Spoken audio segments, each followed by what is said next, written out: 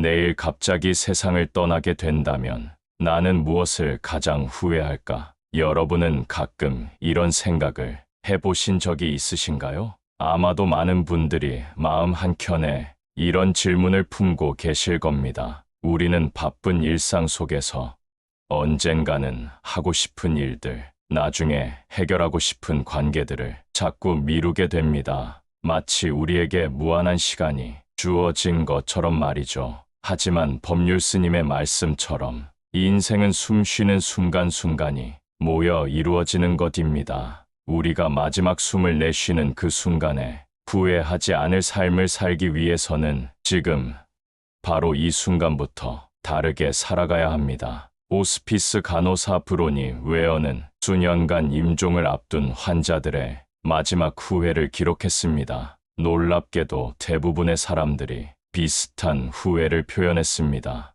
내가 원하는 삶을 살지 못했다. 일에 너무 많은 시간을 보냈다. 감정을 솔직하게 표현하지 못했다. 자신을 더 행복하게 해주지 못했다. 이런 후회들은 우리에게 중요한 질문을 던집니다. 어떻게 하면 우리는 당장 죽더라도 여한이 없는 삶을 살 수 있을까요? 오늘 이 영상에서는 당장 죽더라도 여한이 없는 삶을 살기 위한 5가지 방법을 나눠드리려 합니다. 오늘 이 영상을 끝까지 시청하시면 후회 대신 확신으로 매일을 살아가게 됩니다. 아직 구독하지 않으셨다면 지금 바로 구독 버튼을 눌러주세요. 그럼 지금부터 당장 죽더라도 여한이 없는 삶을 위한 방법을 살펴보겠습니다. 그 첫 번째 방법은 바로 자신의 참모습을 있는 그대로 받아들이는 것입니다. 우리는 종종 자신이 되고 싶은 모습,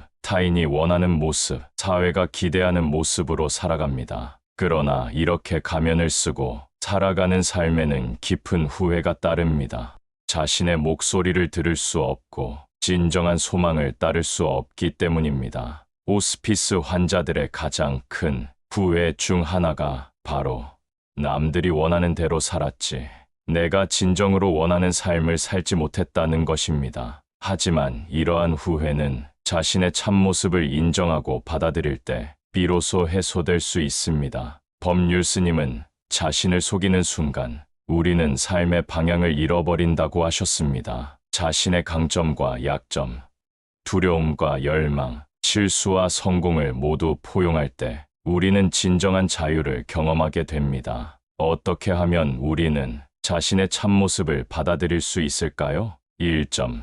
나는 누구인가 명상하기. 매일 10분씩 조용한 시간을 갖고 자신에게 물어보세요. 진짜 나는 누구인가? 무엇을 사랑하는가? 무엇을 두려워하는가? 내가 진정으로 원하는 것은 무엇인가? 2점.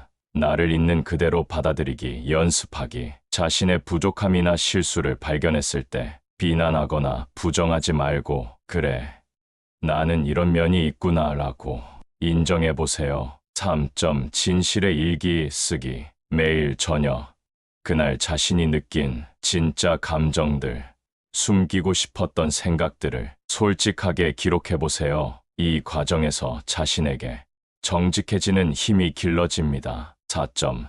마음의 소리 따르기, 실천하기. 작은 일상에서부터 자신의 진짜 마음의 소리를 따라보세요. 타인의 기대나 사회적 압력이 아닌 자신의 내면의 목소리에 따라 결정을 내리는 연습을 하는 것입니다. 실제 사례를 소개해 드리겠습니다. 67세 이정민 씨는 평생 부모님과 사회의 기대에 맞춰 살아왔습니다. 안정적인 공무원 생활을 하며 겉으로는 성공한 삶을 살았지만 마음속 깊이 화가가 되고 싶었던 꿈을 억눌러 왔습니다. 은퇴 후 그는 갑작스러운 건강 악화로 자신의 삶을 돌아보게 되었고 법률 스님의 책을 통해 깊은 깨달음을 얻었습니다. 지금 이 순간 내가 죽는다면 나는 내 진짜 꿈을 단 한 번도 시도해 보지 않고 떠나는 것이다 라는 생각에 큰 충격을 받았습니다. 이후 그는 늦은 나이에도 불구하고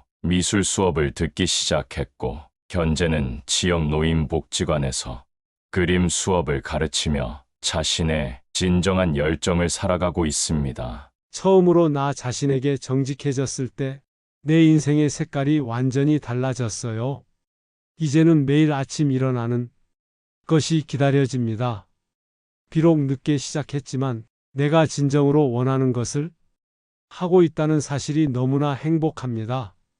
법률 스님은 이렇게 말씀하셨습니다. 진정한 행복은 남들의 기준이 아닌 자신의 참모습을 찾아 살아갈 때 찾아옵니다. 여러분, 지금 이 순간 자신에게 물어보세요. 나는 진정으로 나 자신으로 살아가고 있는가? 자, 이제 당장 죽더라도 여한이 없는 삶을 위한 두 번째 방법을 살펴보겠습니다. 그 두 번째 방법은 우리의 인간관계에서 진정성을 회복하는 것입니다. 임종을 앞둔 많은 사람들이 사랑하는 사람들에게 진심을 표현하지 못했다거나 오래된 갈등을 해결하지 못하고 떠나게 된다는 후회를 토로합니다. 관계의 불화나 단절은 우리 삶에 깊은 상처와 후회를 남깁니다. 법률 스님은 이렇게 말씀하셨습니다.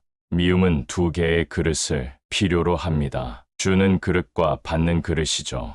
하지만 용서는 오직 한 개의 그릇만 있으면 됩니다. 바로 자신의 마음이라는 그릇입니다. 관계의 진정성을 회복한다는 것은 사랑을 표현하고 용서를 실천하며 진실된 소통을 하는 것을 의미합니다. 이는 우리가 떠나는 순간에 가장 큰 평화를 가져다주는 요소입니다. 어떻게 하면 우리는 관계에서 진정성을 회복할 수 있을까요? 1점 말하지 않은 사랑 표현하기. 사랑하는 사람들에게 그동안 표현하지 못했던 감사와 사랑을 구체적으로 전하세요. 2점 진정한 경청 실천하기. 상대방의 말을 온전히 듣는 연습을 하세요. 판단하거나 조언하기보다 그저 이해하려는 마음으로 듣는 것입니다. 법률 스님은 듣는 것은 가장 깊은 형태의 사랑이라고 가르치셨습니다. 3점 용서의 편지 쓰기. 오랫동안 마음에 품어온 상처나 분노가 있다면 그 대상에게 용서의 편지를 써보세요. 실제로 보내지 않아도 됩니다. 이 과정은 자신의 마음을 정화하는 강력한 방법입니다. 법률 스님은 용서는 상대를 위한 것이 아니라 자신을 위한 것이라고 말씀하셨습니다. 4점 관계의 우선순위 재정립하기. 1. 돈, 성공보다 중요한 것은 진정한 관계임을 기억하세요. 매주 의식적으로 소중한 사람들과 의미 있는 시간을 보내는 일정을 만드세요. 72세 박상철 씨는 사업에 몰두하며 가족과의 관계를 소홀히 했습니다. 특히 아들과는 20년 가까이 심각한 갈등 상태였고 서로 연락조차 하지 않았습니다. 그러던 어느 날 법률 스님의 강연을 듣게 되었고 오늘이 내 생의 마지막 날이라면 나는 무엇을 가장 후회할 것인가? 라는 질문에 깊은 충격을 받았습니다. 그날 밤 박 씨는 아들에게 처음으로 용서를 구하는 장문의 편지를 썼습니다. 자신의 오만함과 경직된 태도를 인정하고 진심으로 미안하다는 마음을 전했습니다. 처음에 아들은 냉담했지만 아버지의 진정성 있는 태도 변화를 보며 조금씩 마음을 열기 시작했습니다. 현재 그들은 매주 함께 산책을 하며 서로의 삶을 나누고 있습니다. 아들과의 관계가 회복된 지금 저는 죽어도 여한이 없을 것 같습니다. 관계의 단절이 얼마나 큰 고통인지 그리고 화해가 얼마나 큰 축복인지 이제야 깨닫습니다. 라고 박 씨는 말합니다. 법률 스님은 이렇게 말씀하셨습니다. 인생의 마지막 순간에 우리를 지탱해 주는 것은 우리가 얼마나 많은 것을 가졌는가가 아니라 얼마나 깊이 사랑했는가입니다. 여러분, 지금 이 순간 자신에게 물어보세요. 내 인생에서 가장 소중한 관계들은 건강한가? 표현하지 못한 사랑이나 풀지 못한 갈등이 있지는 않은가? 자, 이제 당장 죽더라도 여한이 없는 삶을 위한 세 번째 방법을 살펴보겠습니다. 그 세 번째는 현재 순간에 온전히 머무는 것입니다. 우리는 종종 과거의 후회나 미래에 대한 불안 속에서 살아갑니다. 그러나 정작 유일하게 우리가 통제할 수 있는 것은 바로 지금 이 순간입니다. 호스피스 간호사들의 보고에 따르면 많은 임종 환자들이 삶의 순간들을 충분히 음미하지 못했다는 후회를 표현합니다. 그들은 항상 다음 단계, 다음 성취에, 다음 목표만을 쫓다가 정작 삶의 소중한 순간들을 제대로 경험하지 못했다고 고백합니다. 어떻게 하면 우리는 현재 순간에 더 온전히 머물 수 있을까요? 1점. 호흡 알아차림 연습하기. 하루에 여러 번, 특히 스트레스를 느낄 때마다 1분간 자신의 호흡에 집중해 보세요. 들이마시고 내쉬는 숨의 감각을 온전히 느끼는 것입니다. 2점. 일상의 명상 실천하기. 일상적인 활동 식사하기, 걷기, 설거지하기 등을 할 때 온전히 그 활동에만 집중해 보세요. 3점. 감각의 깨어남 연습하기. 하루에 여러 번 자신의 오감 시각, 청각, 촉각, 미각, 후각을 통해 현재를 경험해 보세요. 지금 보이는 것, 들리는 것, 느껴지는 것에 온전히 주의를 기울이는 것입니다. 4점. 디지털 디톡스 실천하기. 매일 일정 시간은 모든 전자기기를 끄고 온전히 현재에 머무르는 시간을 가지세요. 실제 사례를 소개해 드리겠습니다. 65세 김영희 씨는 은퇴 후 공허함과 우울감을 경험했습니다. 항상 바쁘게 살아온 그녀는 갑자기 찾아온 여유 시간을 어떻게 보내야 할지 몰라 혼란스러웠고 과거의 후회와 미래에 대한 불안 속에서 방황했습니다. 그러던 중 우연히 법률 스님의 명상 수련회에 참가하게 되었고 현재 순간에 깨어있는 삶의 방식을 배우게 되었습니다. 처음에는 5분도 앉아있기 힘들었지만 꾸준한 연습을 통해 점차 마음의 평화를 찾아갔습니다. 특히 그녀가 가장 큰 변화를 경험한 것은 일상생활에서의 마음 챙김 실천이었습니다. 이제는 손주와 함께 있을 때 정말로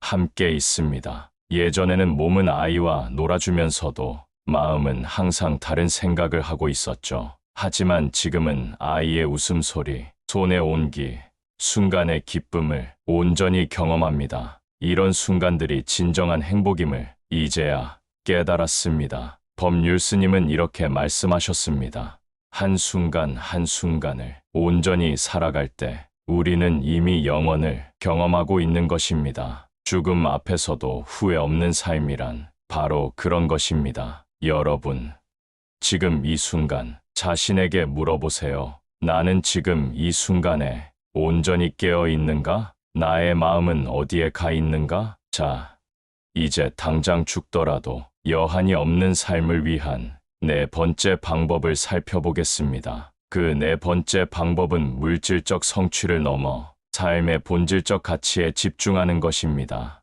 우리 사회는 종종 성공을 돈, 지위, 명예, 소유물의 양으로 정의합니다. 그러나 호스피스 병동에서 들려오는 목소리는 매우 다릅니다. 임종을 앞둔 많은 사람들이 일과 성공을 위해 너무 많은 시간을 희생했다고 후회하며 더 단순하게 살았더라면 이라고 말합니다. 법률 스님은 물질은 필요하지만 충분하지는 않습니다. 인간에게는 의미, 사랑, 아름다움, 진리와 같은 더 깊은 욕구가 있습니다. 라고 가르치셨습니다. 삶의 본질적 가치에 집중한다는 것은 무엇일까요? 그것은 자신의 내면에서 울려 퍼지는 의미와 목적을 찾고 소유보다는 존재의 가치를 중시하며 진정으로 중요한 것에 시간과 에너지를 투자하는 것을 의미합니다. 어떻게 하면 우리는 삶의 본질적 가치에 더 집중할 수 있을까요?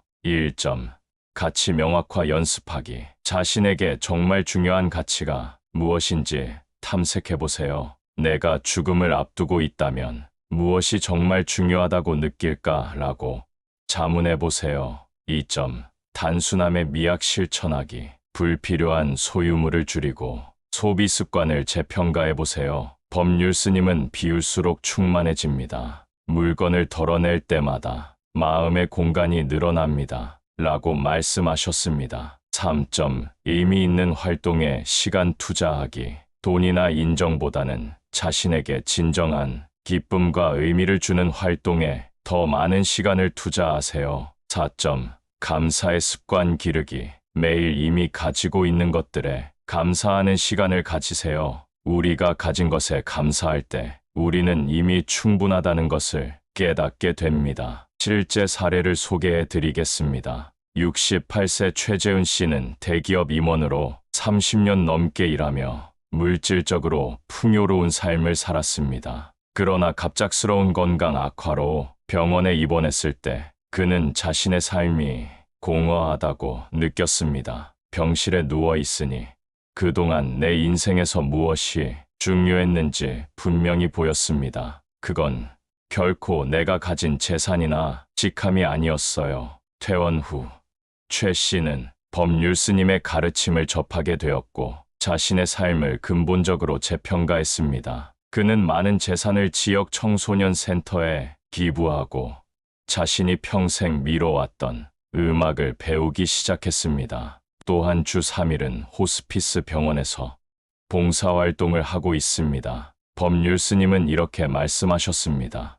인생의 마지막에 우리는 얼마나 많은 것을 소유했는지가 아니라 얼마나 많은 사랑을 나누었는지, 얼마나 많은 아름다움을 느꼈는지, 얼마나 많은 진리를 깨달았는지를 돌아보게 됩니다. 여러분, 지금 이 순간 자신에게 물어보세요. 나는 진정으로 의미 있는 것에 내 소중한 시간과 에너지를 쓰고 있는가? 내가 쫓고 있는 것들이 정말 중요한 것들인가? 자, 이제 당장 죽더라도 여한이 없는 삶을 위한 마지막 5번째 방법을 살펴보겠습니다. 그 5번째는 자신만의 고유한 선물을 세상에 나누는 것입니다. 호스피스 간호사들의 기록에 따르면 많은 임종 환자들이 세상에 더 의미 있는 기여를 하지 못했다는 후회를 표현합니다. 우리 모두는 내면 깊은 곳에서 자신의 존재가 이 세상에 어떤 의미 있는 흔적을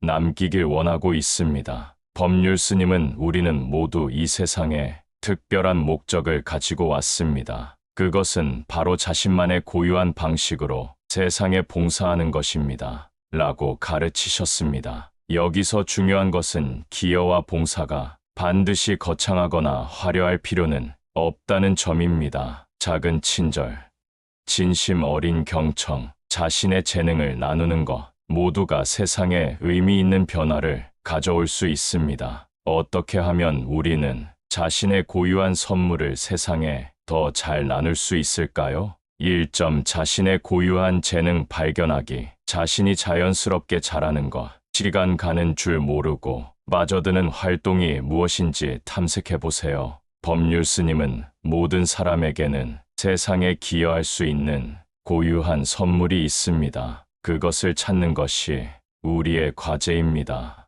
라고 말씀하셨습니다. 2점 작은 친절 실천하기. 매일 최소한 한 가지 이상의 친절한 행동을 의식적으로 실천해 보세요. 법률 스님은 큰 강도 작은 물방울에서 시작합니다. 작은 친절이 모여 세상을 변화시킵니다. 라고 가르치셨습니다. 3점 지역사회에 참여하기. 자신의 지역사회나 관심 있는 단체에서 봉사활동을 시작해 보세요. 법률 스님은 공동체 안에서 봉사할 때 우리는 서로 연결된 존재임을 깨닫게 됩니다. 라고 하셨습니다. 4점 지혜와 경험 나누기. 특히 노년기에는 자신의 삶에서 얻은 지혜와 경험을 젊은 세대와 나누는 것이 큰 가치가 있습니다. 법률 스님은 당신의 실수와 배움이 다른 이에게는 소중한 지도가 될 수 있습니다. 라고 조언하셨습니다. 실제 사례를 소개해 드리겠습니다. 74세 이미경 씨는 평생 가정주부로 살아왔습니다. 남편과 사별하고 자녀들도 독립한 후 그녀는 깊은 공허감과 무력감을 경험했습니다. 이 씨는 자신이 평생 쌓아온 요리 솜씨와 돌봄의 경험을 활용해 지역 아동센터에서 결식 아동들을 위한 요리 봉사를 시작했습니다. 또한 자신의 삶의 경험을 바탕으로 한 이야기를 모아 소박한 책도 출간했습니다. 법률 스님은 이렇게 말씀하셨습니다. 우리가 이 세상에 온 가장 큰 목적은 다른 이들의 짐을 덜어주고 기쁨을 더해주는 것입니다. 그것이 바로 깨달음의 실천입니다. 자신을 초월하여 타인에게 봉사할 때 우리는 가장 깊은 행복을 경험하게 됩니다. 여러분, 지금 이 순간 자신에게 물어보세요. 나는 내가 받은 선물들을 세상과 나누고 있는가? 내가 떠난 후에도 세상에 남길 수 있는 나만의 고유한 기여는 무엇인가? 자, 이제 우리가 살펴본 5가지 방법을 종합하여 당장 죽더라도 여한이 없는 삶을 어떻게 실천할 수 있는지 마무리해 보겠습니다. 1점 자신의 참모습을 있는 그대로 받아들이기. 2점 관계에서 진정성 회복하기. 3점 현재 순간에 온전히 머물기. 4점 삶의 본질적 가치에 집중하기. 5점 자신의 고유한 선물을 세상에 주기. 이 5가지 방법은 서로 깊이 연결되어 있습니다. 자신의 참모습을 받아들일 때 우리는 더 진정성 있는 관계를 맺을 수 있습니다. 현재 순간에 깨어 있을 때 삶의 본질적 가치를 더 선명하게 볼 수 있습니다. 그리고 이 모든 것이 결국 우리 자신을 넘어 세상에 기여하는 삶으로 이어지게 됩니다. 법률 스님은 이렇게 말씀하셨습니다. 우리의 삶은 매 순간 선택의 연속입니다. 과거를 바꿀 수는 없지만 지금 이 순간의 선택을 통해 미래를 바꿀 수 있습니다. 오늘부터 다르게 살기로 결심한다면 당신의 남은 인생은 완전히 달라질 것입니다. 그렇다면 어떻게 이 가르침들을 우리의 일상에 적용할 수 있을까요? 첫 번째, 일일 성찰 시간 갖기. 매일 아침이나 저녁에 10분에서 15분의 시간을 내어 자신의 삶을 성찰해 보세요. 오늘 하루 동안 얼마나 참되게 살았는지, 사랑을 표현했는지, 현재에 머물렀는지, 의미 있는 가치에 집중했는지, 기여했는지를 돌아보는 것입니다. 두 번째, 작은 변화부터 시작하기. 모든 것을 한꺼번에 바꾸려 하지 마세요. 매주 하나의 작은 변화에 집중해 보세요. 예를 들어, 이번 주는 사랑하는 사람들에게 더 자주 감사를 표현하는 것. 다음 주는 디지털 기기 사용 시간을 줄이는 것 등입니다. 세 번째, 삶의 우선순위 재정립하기. 정기적으로 자신의 시간과 에너지를 어디에 쏟고 있는지 점검하세요. 그것이 정말 중요한 것들에 투자되고 있는지 확인하는 것입니다. 네 번째, 함께 걷는 사람들 찾기. 비슷한 가치관을 가진 사람들과 함께 이 여정을 걸어가세요. 서로 격려하고 배우고 성장할 수 있는 공동체를 만드는 것이 중요합니다. 충만한 삶이란 완벽한 삶이 아닙니다. 실수와 후회, 아픔이 있더라도 그것을 있는 그대로 받아들이고 사랑하고 현재에 깨어있고 의미 있는 것에 집중하고 나눔을 실천한 삶입니다. 여러분, 지금 이 순간부터 시작하세요. 오늘이 여러분 인생의 첫날이라고 생각하세요. 그리고 동시에 마지막 날이라고도 생각해 보세요. 그럴 때 여러분은 진정으로 살아있음을 느낄 것입니다.